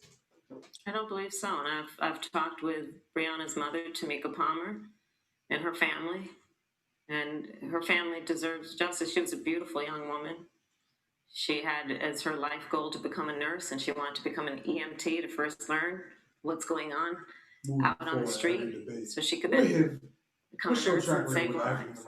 And her life is We got to push that taken ourselves, though. tragically and violently. We're gonna have to compile that And ourselves. it brings me to, Already know. you know, Because everybody the gonna be 8 like, minutes and 46 seconds that Thumbs America down. They're gonna do witnessed. like Pence. It's like, nope, not doing During that. which An an American man agility out here. was telling you. tortured He's and Pikachu. killed under the knee of an armed, uniformed it's police funny. I officer. imagine a little Pikachu. And people around our country I used to hate that man. of every race, of every age, of every gender, perfect strangers to each other, marched shoulder to shoulder, arm in arm, fighting for us to finally achieve that ideal of equal justice under law. And I was a part of those peaceful protests. And I believe strongly that, first of all, we are never going to condone violence, but we always must fight for the values that we hold dear, including the fight to achieve our ideals. And that's why Joe Biden and I have said on this subject, look, and I'm a former career prosecutor. I know what I'm Ooh, she talking brought it up about. Bad first. cops are bad for good cops. We need reform of our policing in Good America word. and our criminal justice system, Take which the is why leverage. Joe and I Yes. will She immediately owned it. ban That was the chokeholds hand of and dog. She criminal took a bite George first. Floyd would It's be like, I'm alive taking this today if we venom. did that. We I'm taking this will venom in and I'm require a applying it national after that. registry for police officers who break the law. We will, on the issue of criminal justice reform, get rid of private prisons and cash bail, and Thank we you. will decriminalize marijuana, and Thank we you, will Senator Harris. we will expunge the records of those who have Thank you, been Senator convicted Harris. of marijuana. This is Thank a you, time Senator for Harris. leadership on a tragic issue Senator Harris, of your time unarmed is up. Black people in America. who Thank have you, been Senator killed. Harris. Here it come. Vice President Pence, let me pose the same question to you. Clapping. In the case of Breonna Taylor, was justice done? You have 2 minutes uninterrupted. Well, our heart breaks for the loss of any innocent American life. And the family of Breonna Taylor has our sympathies. But I trust our justice system, How do you say a that? grand jury that refused the evidence. And it really is remarkable that as a former prosecutor, you would assume that an impaneled grand jury looking at all the evidence got it wrong. But you're entitled to your opinion, Senator. I think with regard to George Floyd, there's no excuse for what happened to George Floyd. Justice will be served. But there's also no excuse for the rioting and looting that followed. I mean, it really is astonishing. Flora Westbrook is with us here tonight in Salt Lake City. Just a few weeks ago, I stood at what used to be her salon. It was burned to the ground by rioters and looters. And Flora is still trying to put her life back together. And I must tell you, this presumption that you hear consistently from Joe Biden and Kamala Harris, that America is systemically racist, and that, as Joe Biden said, that he believes that law enforcement has an implicit bias against minorities, is a great insult to the men and women who serve in law enforcement. And I want everyone to know who puts on the uniform of law enforcement every day, and President Trump and I stand with you. And it is remarkable that when Senator Tim Scott tried to pass a police reform bill, brought together a group of Republicans and Democrats, Senator Harris, you got up and walked out of the room. And then you filibustered Senator Tim Scott's bill on the Senate floor that would have provided new accountability, new resources. But we don't have to choose between supporting law enforcement, improving public safety, and supporting our African American neighbors and all of our minorities. Under President Trump's leadership, we'll always stand with law enforcement, and we'll do what we've done from day one, and is improve the lives of African Americans. Thank you, Vice Record President unemployment, record Vice investments in President Pence, your time education, is and we'll up. fight for school choice for all of our Thank you, members. Vice I'd like to respond. Senator Harris. I will not sit here and be lectured by the Vice President on what it means to enforce the laws of our country. I am the only one on this stage who was personally prosecuted, everything from child sexual assault to homicide. I'm the only one on this stage who has prosecuted the big banks for taking advantage of America's homeowners. I'm the only one on this stage who prosecuted for-profit colleges for taking advantage of our veterans. And the reality of this is that we are talking about an election in 27 days, where last week the President of the United States took a debate stage in front of 70 million Americans and refused to condemn white supremacists. Not true. And Not true. it wasn't like he didn't have a chance. He slow walked He her didn't in. do it, and then he doubled Here it down. And then he said, when pressed, stand back, stand by. Ooh. And Here it comes. this is a part of a pattern of Donald Trump's. He called Mexicans rapists and criminals. He instituted as his first act a Muslim ban. He, on the issue of Charlottesville, where people were peacefully protesting. Skip you, reverse, draw four. Where a young woman was killed.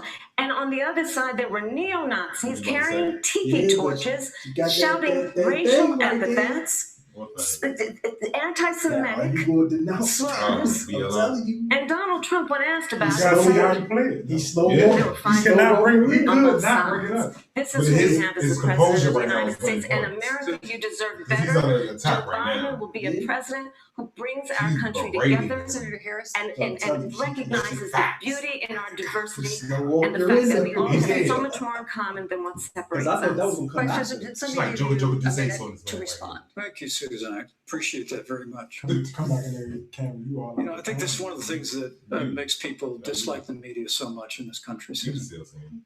is that you selectively edit, just like Senator Harris did, comments that President Trump and I and others on our side of the aisle make. I mean, Senator Harris conveniently omitted, after the president made comments about people on either side of the debate over monuments, he condemned the KKK, neo-Nazis, and white supremacists, and has done so repeatedly. You're concerned that he doesn't condemn neo-Nazis. President Trump has Jewish grandchildren. His daughter and son-in-law are Jewish. This is a president who respects and cherishes all of the American people. You know what that means, man. You know what that means. Thank you. We're going to hear from that diaspora is like, yo, they're being used right now. In San Francisco, when you left office, We're going to see how they play. Like the Latino population got to use, so the Latino population got to offenses use. than whites and Hispanics. When you were Attorney General of California, you increased the disproportionate incarceration of blacks in California. You're getting used right now, Nothing on too. criminal justice reform in You got to use California. this for Saturday. You got to To take part of this for that's the Saturday. first step back on Capitol Hill. This is The important for our reality Saturday is your discussion. record Thank speaks you, for Vice itself. President. President Trump and I have fought for criminal justice reform. Thank you, Vice President. We fought for educational choice. Hey, CBS, make this available for everybody. Come on, Thank you, man. sir. Be fed.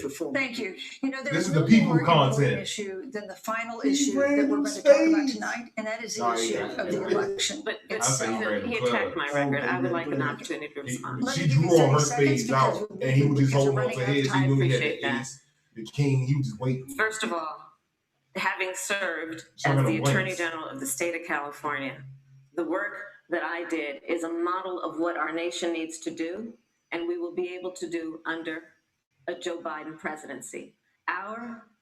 Our agenda includes what this administration has failed to do. It will be about not only instituting a ban on chokeholds and carotid holes. Thank you. Not only, Thank you, Senator. I would like to go through, These are points that you made earlier in the hour, and I want to talk about the election itself before we have to. but I want to talk about the connection between what Joe and I will do and my record, which includes, I was the first statewide officer to institute a requirement that my agents wear body cameras and keep them on full I was time. the We moderator were for the the clear first point is you to just doubling initiate down. a requirement that And there she's would be been training fair for throughout law the whole enforcement thing. on implicit Super bias, fair. because This is yes, what Joe she's Biden and I this is what she's really going to recognize use for that Fox. implicit bias does exist, Mr. Hannity- President. Hannity gonna Contrary read to what into you it. may Because this believe. is a woman now We did the that you're work. doing this. Yes. So you don't have the identity Investing politics. in They ain't going to run with This that. is the work that we have done and the work we will do going forward. And again, I will not be lectured by the Vice President on She our ain't said record nothing. That's the thing. of He what ain't we have said done in nothing. terms of law enforcement and keeping our communities safe and a That's where commitment to he was reforming the being criminal quiet justice and system of doing America. point. Thank you, Senator He Harris. doing I'd what like Trump to just pose did. And his face is I'd stoned, like so to it's respond going to first to read the like, all question right. on our final topic, the election itself. Pence is like the dude that got Several arrested times and he refused knows to not to commit say shit. himself. Dude, that's Pence. He's like, I know not to say After the nothing. election. Moya, If your ticket wins and President Trump oh, if you refuses could, to he'd do a accept Bill a Bob. peaceful Just transfer of power, eat what steps would you chicken. advise God's gonna President say, Biden would take? Republican. What would happen next? You have 2 minutes. So I'll tell you, Joe and I are, I think, particularly proud of the coalition that we've built around our campaign. We probably have one of the broadest coalitions of folks that you've ever seen in a presidential race. Of course, we have the support of Democrats, but also independents and Republicans. In fact, 7 Swing members state of votes. President George W. Bush's cabinet are supporting our ticket. We have the support Put them up. of Colin Powell, Cindy McCain, John Kasich, She didn't miss a over color, Mr. Rice, 500 generals, retired generals, and former national security experts I and do like John advisors are McCain. supporting our campaign. RIP. Thank you for And I your believe service. they are doing that because they know that Joe Biden If John has a McCain deep, had lived long, we would have had a different to presidency for fight Trump for our because McCain was on him. and to fight for the integrity of We our definitely wouldn't democracy have and Trump to right bring now. integrity We back to wouldn't the have White Trump. House. McCain And and so Mitch we McConnell, believe in the because American Mitch is people. We not Mitch believe in our McConnell. It would have changed democracy. the trajectory. And Mitt here's what I'd Romney. like to Mitt say Romney about is it. willing to go against Vote. the grain with the GOP Please too. vote. Would you Vote say? early. I said it Come would up have with a changed the plan to vote. trajectory Go of to the economy and the iwillvote.com. You can political also go landscape. He wouldn't be to allowed to be so joebiden.com. extreme. We have it within our power in these next 27 That days speaks to why you to need make people the on both decision sides that about speak what the will be principle the and not course of power our and country politics. for the That's next when you 40 need back. years. And it is within Say it again. our Hulk power Hogan to joint. use our vote Partisanship. and use our voice. And we will not let anyone subvert our democracy with what Donald Trump has been doing, as he did on the debate stage last week, when again in front of 70 million people, he openly attempted to suppress the vote. Joe Biden, on the other hand, on that same debate stage, because clearly Donald Trump doesn't think he can run on a record because it's a failed record, Joe Biden on that stage said, hey, just please vote. So I'll repeat what Joe said. Please vote. Thank you, Senator. Vice President Pence, She President kinda Trump wanted has several times some refused to commit himself other back with to a that peaceful transfer of With the power headlines. after the election. If Vice I'm not worried President about the Biden is base. I'm worried declared the about the winner and headlines. President Trump If I were to refuses call to accept a people. peaceful transfer of power, what would be your role and responsibility as Vice President? What would you personally do? You have 2 minutes. Well, Susan, first and foremost, I think we're going to win this election. Because while Joe Biden and Kamala Harris rattle off a long litany of the establishment in Washington, D.C., an establishment that Joe Biden's been a part of for 47 years, One road. President Donald Trump has launched a movement of everyday Americans from every walk of life. And I have every confidence that those same Americans that delivered that historic victory in 2016, they see this president's record where we rebuild our military, we revived our economy through tax cuts and rolling back regulation, fighting for fair trade, unleashing American energy. But then he just talked We about appointed conservatives environmentalism. to our federal courts at every level. And we stood with the men and women of law enforcement every single day. And I think that movement People of at this point Americans don't has care only about grown stronger in the last Nigga, those connections, those parallels. About accepting The the outcome of the gaslight, election. man, he good. The reason why both sides get to play in the blind spot is because people don't really. The Your attention party span, spent the huh? last The 3 attention years span is trying to shot. overturn the results of the last It's more election. about how he's saying it, what It's he's amazing. like, the Joe Biden delivery was of president it, of the and United States. what it is The in FBI regard to actually what she spied just on said. President Trump and my campaign. So Because they people I really, mean, there were documents released this week. That It's the like you CIA got a part of the actually people who referred, pay attention, to the FBI understand the hypocrisy. Those are document that usually the those small ones have group to of make the people money. of being like exactly who really don't. You have to worry about the policy. What you put No. the country through Because for you have the two. better part I of wouldn't I'm just- necessarily break it down to that Okay. because on both you have people who make the money on both sides Gotcha. who And then like to Senator Harris spend and and don't. colleagues But what this comes in down to in Congress terms tried of to impeach you the president have of the United him States over a phone call. And now Hillary Clinton is focusing actually more said that Joe on the Biden delivery in her in words, terms no of circumstances should he concede the election. So driving home let me just because say, I think what we're this gonna is the win last this question if I President Trump if I heard it fighting every day correctly in like the courthouse last to goodbyes Joe Biden and so like the Kamala attention Harris span of like you to have create those this different universal people mail-in on both voting, sides where it's like massive we're not opportunity necessarily for voting. focused on We have a free and partisan fair election. aspect of it We know but you with have confidence the that people on the other I side believe who's in my like heart that President Donald Trump's going to be reelected for 4 more years. You know, I'm where I am, I've and then you asked- have the I've other written all people who may questions not I've asked necessarily tonight, but for the be final question, political at all. I'd like to Who write a I wouldn't even say the question attention that's span, House the rule. depth and the range in And you terms told of debate commissioners how to people Subject matter and are, everything. yeah, because it's to write essays about what they would like to ask to you. catch And I people wanna in close lives, tonight's you debate have to with the be question able to posed by go Brooklyn and Gotcha. do a Brown. lot She's an 8th grader at to Springville break it Junior apart, but then High. also understand And things that here's are what she taking wrote, place. quote, Gotcha. So a lot of people are listening when I watch in the terms of news, like all how I are see you is responding. That's the arguments interesting thing I think between a lot Democrats. about Social debates. cues. When I watch the Yeah, news, because like even in the all I comments see in terms is of people citizen and how they fighting were against responding citizen. to it, it's like When I watch the news, all I I see are don't two have a stake in candidates this from fight. opposing parties. So even though I agree again with Joe If our Biden being leaders can't trash get along, and the how are the GOP being citizens trash, supposed to get along? it's like And I'm she more added, so paying attention your to how they're examples responding can to make each all other the and what I difference think to and bring how us the together. masses will End quote. respond. Gotcha. And the masses along with, like you Remove said, the yourself. media. And Yeah, in respond most cases when to I'm talking about Brooklyn. politics, Vice I'm President Pence. always removing myself. Because I don't matter. What matters is how people are responding to both of them and how the media is going to cover it to get people to respond either way. Because like you said, Hannity and them going to come out with a whole different set of stuff than MSNBC. Then you're going to have some people come in the middle down the line and just Economists, both of them. Economists, Reuters, BBC, Al Jazeera. But I get to that point. I like that analyst. I get that analyst. Oh man, that makes me upset. Don't assume that you're seeing on your local news networks is synonymous with the American people.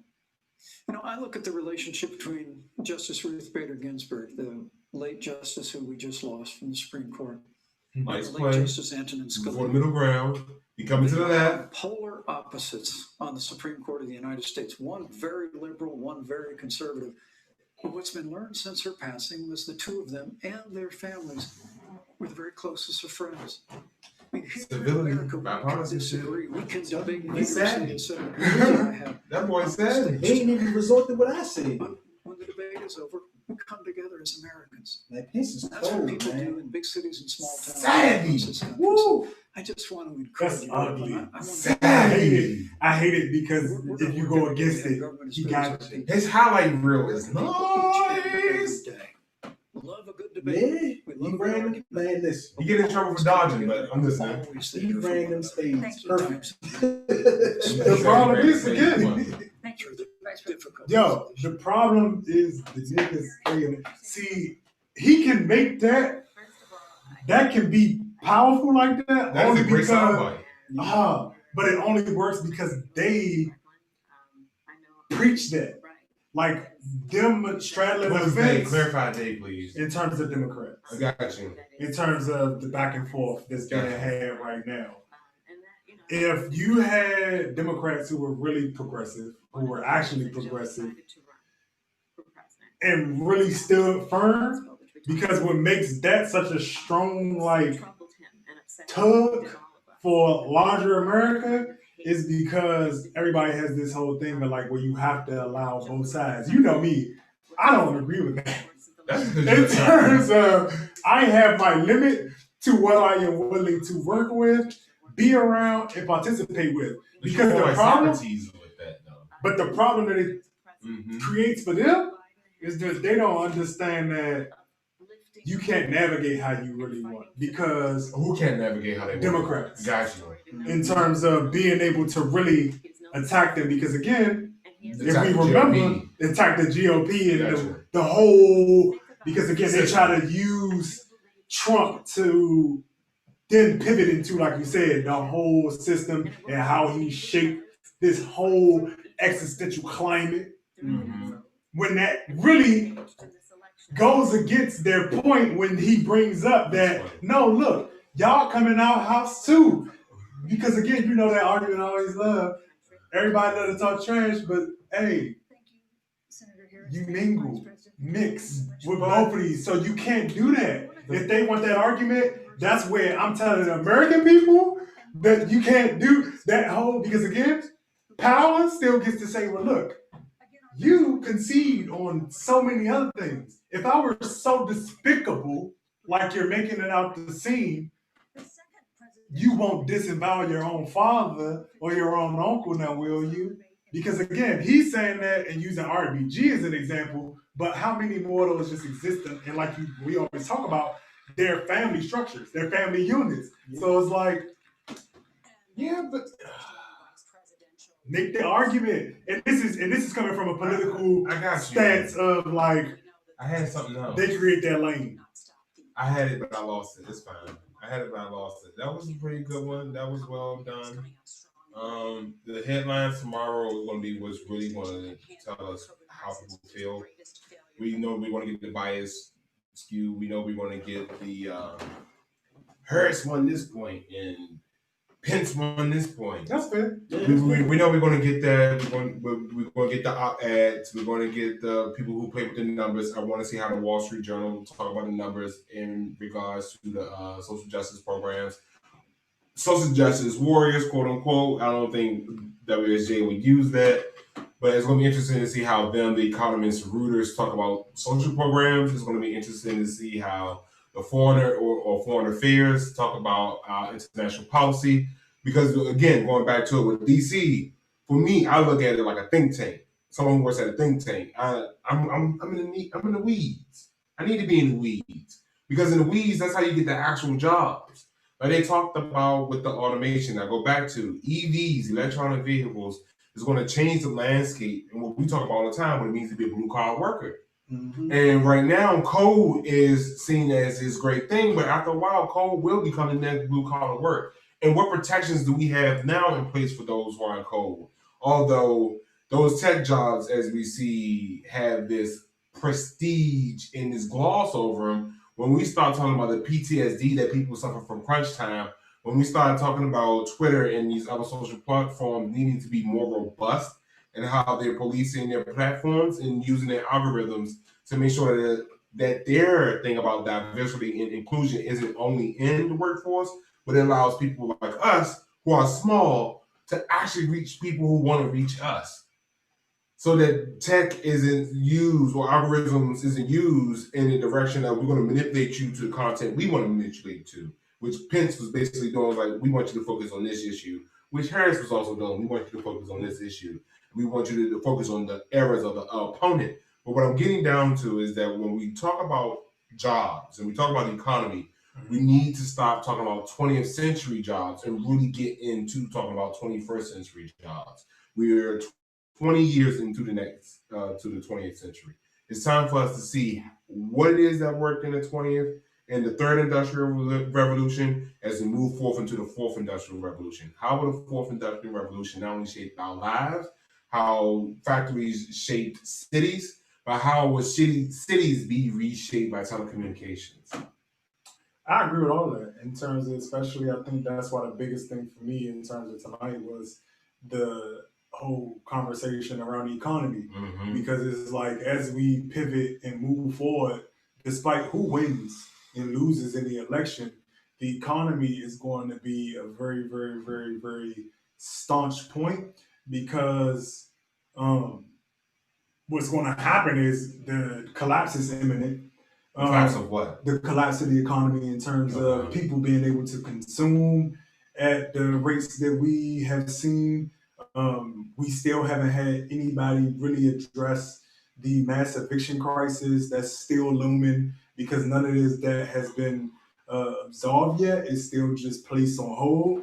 So we don't necessarily know where that is going to move us into, which is why I wanted to hear not platitudes about what the other side is or isn't doing, but rather really, can y'all please address what it is we're going to do moving forward, which I know isn't particularly anything that benefits either side.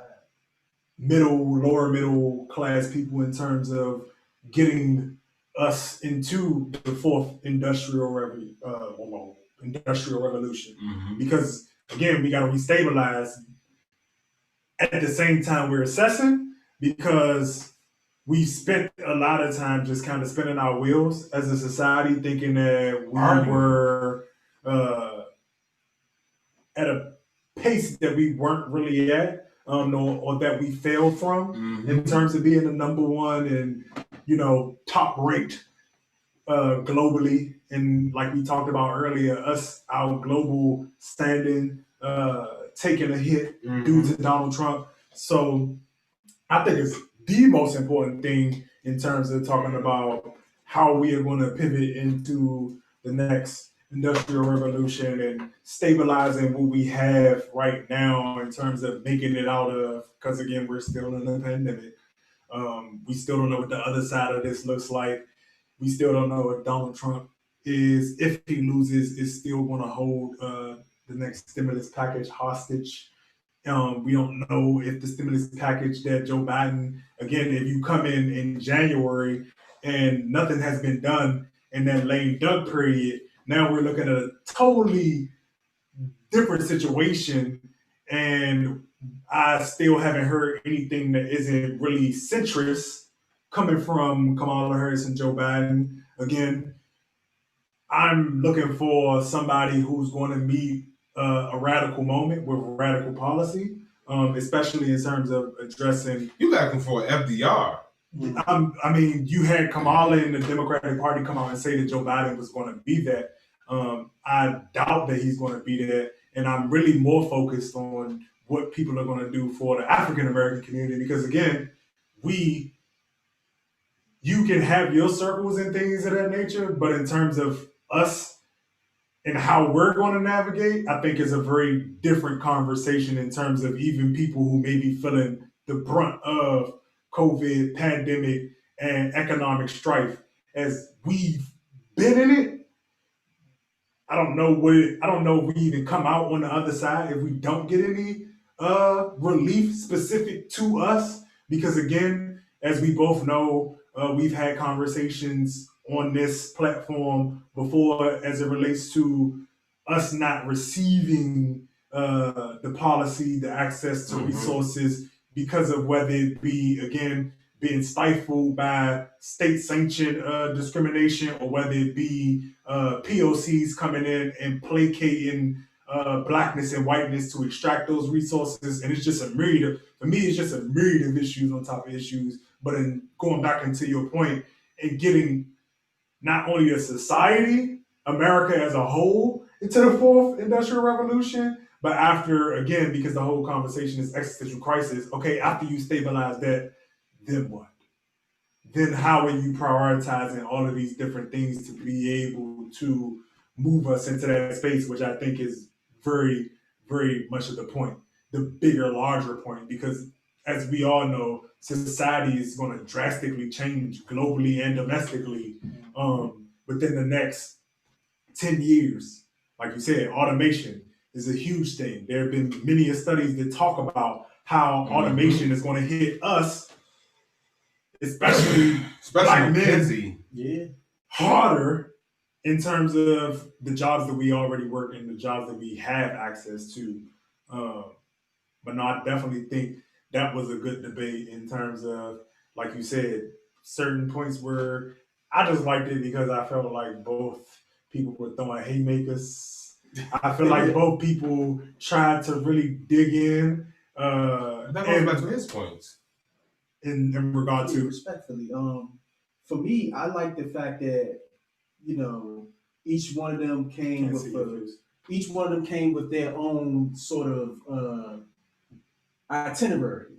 They came with certain things, and the way Pence took it off of Trump and sort of peeled back that history, going back to NAFTA and going back to those periods, was good on his end because Trump sort of glossed over a lot of those opportunities by just interrupting constantly and just putting on a show for the most part.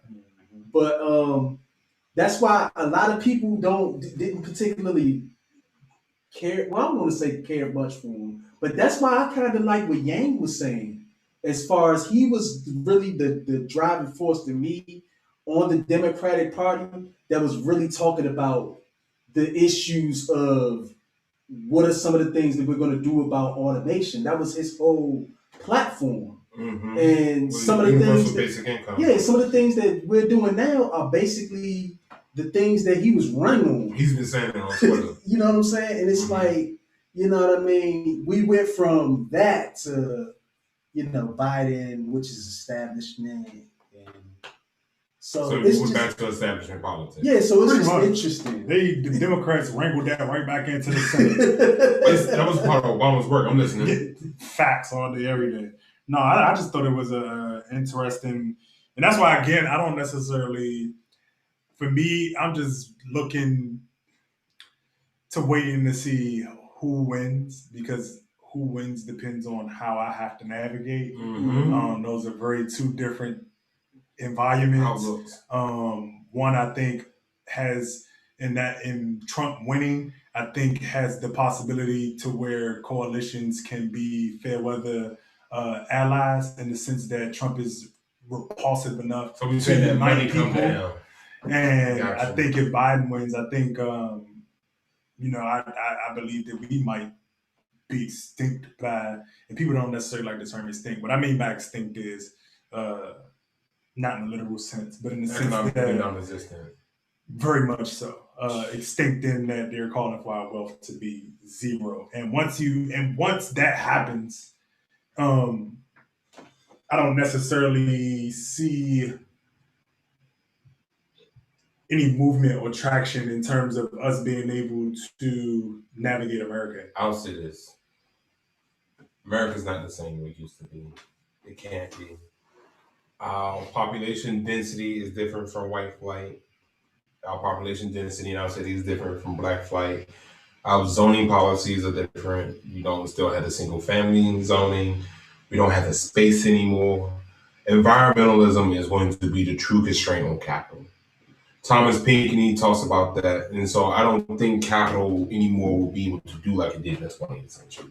That's why I'm not a doomer when it comes down to the Black Americans. It's like, no, and we don't have the same level of malice in Gen Z and millennials. We still have racism, but that violent malice and it's the technology today also does not allow for that because you can visually see what's going on in other people's neighborhoods. Well, Chris Hedges also, this is me with this, not even a tagline of hope, but it's just like, if we fall as far as you're saying falling, it's like, no, that is the pressure point towards a not so civil discourse. I'll put it that way because I don't want to put that energy in the air. It's like it's not so civil of a discourse, and I don't think that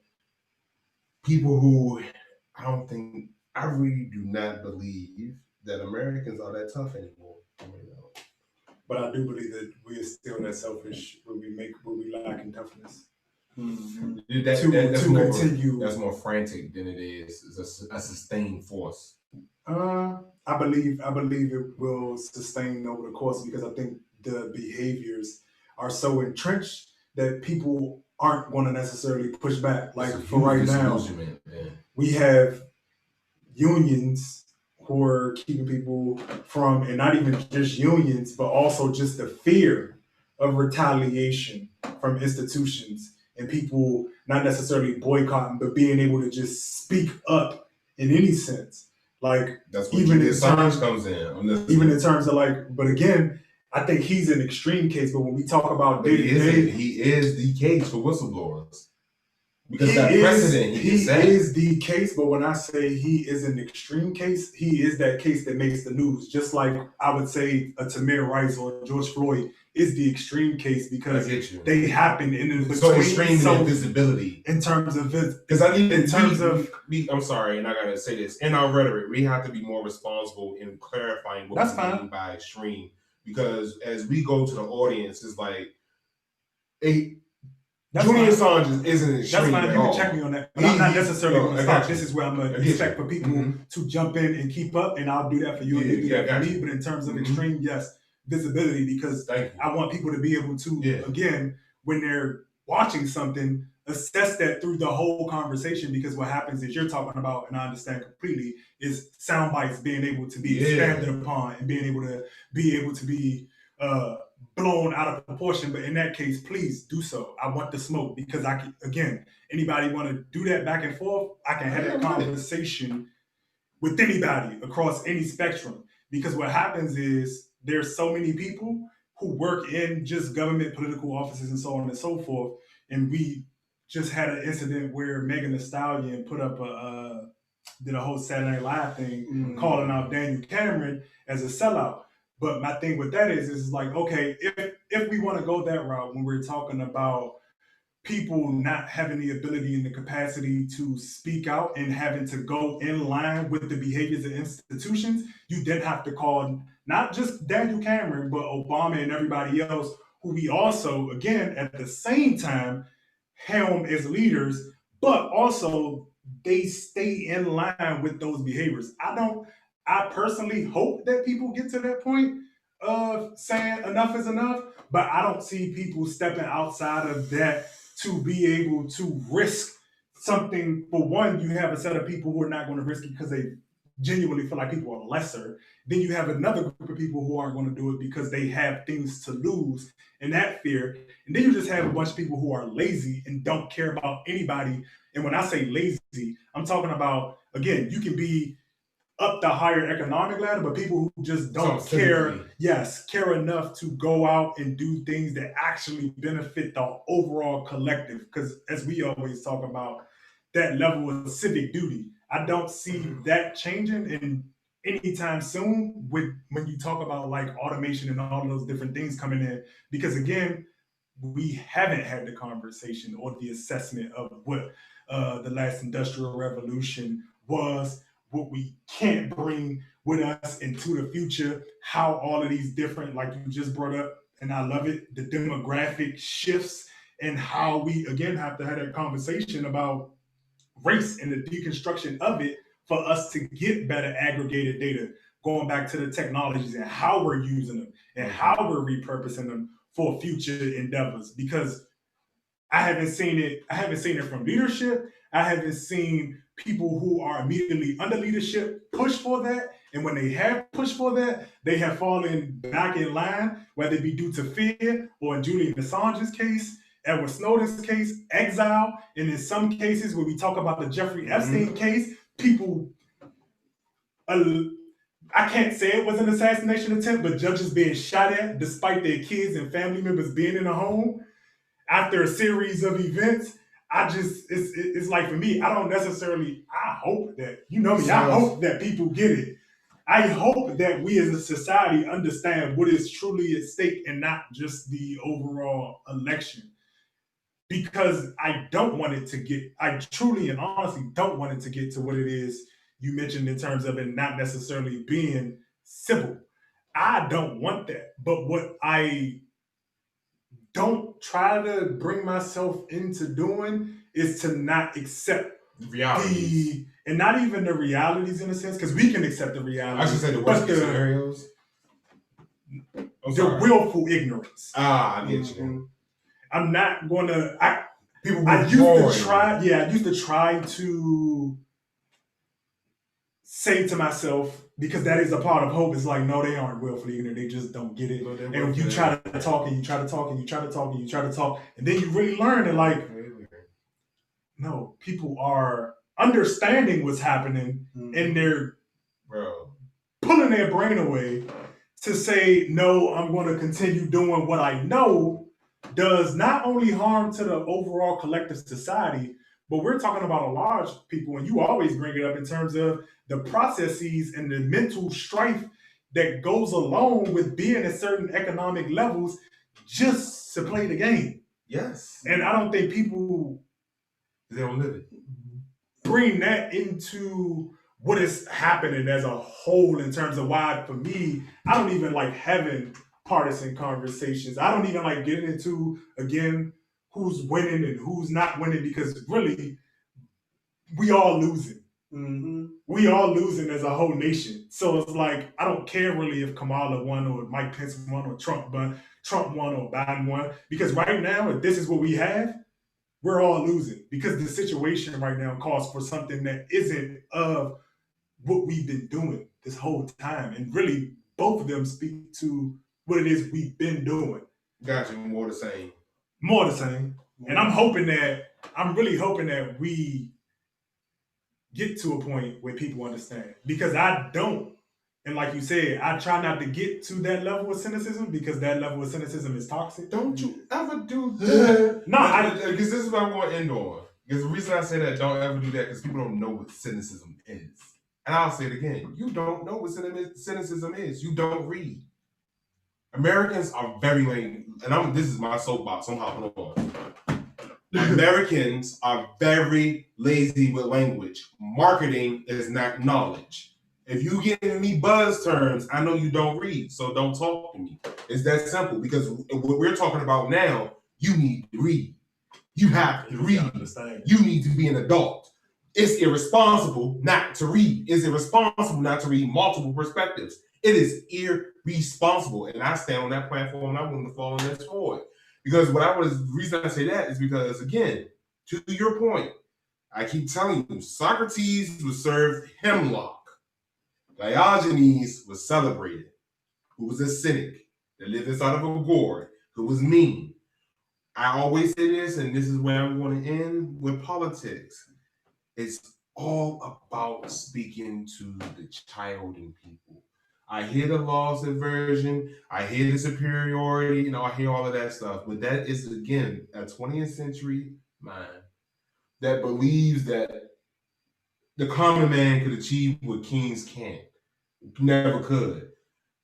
And that means that the common man in America, that trope, is about making it seem that everybody can matriculate. Now, go talk about Alexis de Tocqueville. And after this, I want to give a little brief. I'll talk to y'all tomorrow about how I want to release the white papers. But anyway, Alexis de Tocqueville talks about the soft despotism in America. This is 1830.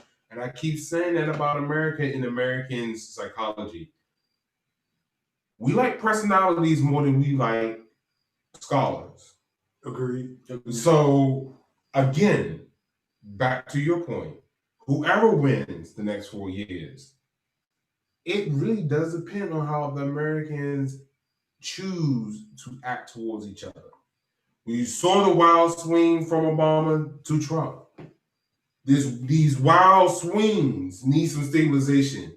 And the focus on China and environmentalism is the stabilization that we can get, that we got from Russia and the Cold War, the nuclear arms race. I agree.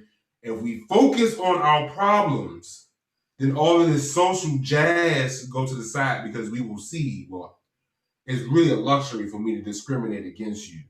We don't have that luxury of time. And that's where I'm off.